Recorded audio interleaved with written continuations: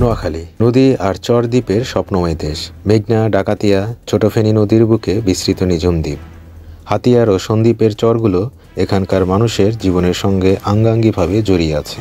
এ চরাঞ্চল ও দ্বীপগুলো শুধু প্রাকৃতিক উপহার নয়, মানুষের ঘরবাড়ি, জীবিকা ও সংস্কৃতির কেন্দ্রবিন্দু।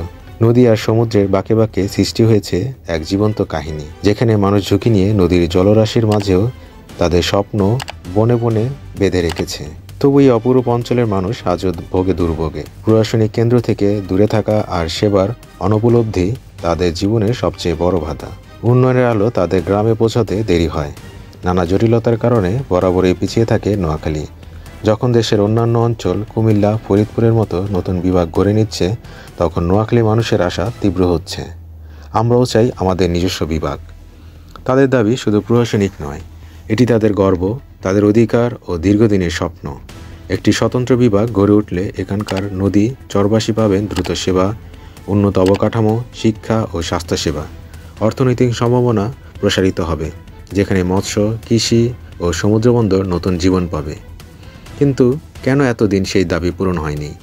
রাজনৈতিক অগ্রাধিকার থেকে পিছিয়ে থাকা, প্রশাসনিক জটিলতা আর কেন্দ্রীয় মনোযোগের অভাব, এইসব কারণে নোয়াখালীকে আটকে রেখেছে। কিন্তু নোয়াখালীর মানুষ হার মানেননি, হার মানবে না। তাদের প্রত্যাশা ও স্বপ্ন এখনও জীবন্ত। তাদের হৃদয় এখন দগ্ধ আগুন। প্রত্যেক চরবাসী, তাদের প্রত্যেক নদীর পাড়ে মানুষ বিশ্বাস করে, আমাদের ভাগ্য পরিবর্তন হবে, আমরা পাবো আমাদের স্বপ্নের বিভাগ। কারণ নোয়াখালী শুধুমাত্র মাটি নয়, নদী নয়, এটি মানুষের অহংকার, সাহস আর এক ঐক্যের প্রতীক। তাদের অনুপ্রেরণা আজও শক্তিশালী, তাদের আশা আজও পূর্ণ উদ্যমে জেগে আছে, নিজেদের ভাগ্যের নিয়ন্ত্রণ নিতে, উন্নয়নের পথে এগিয়ে যেতে।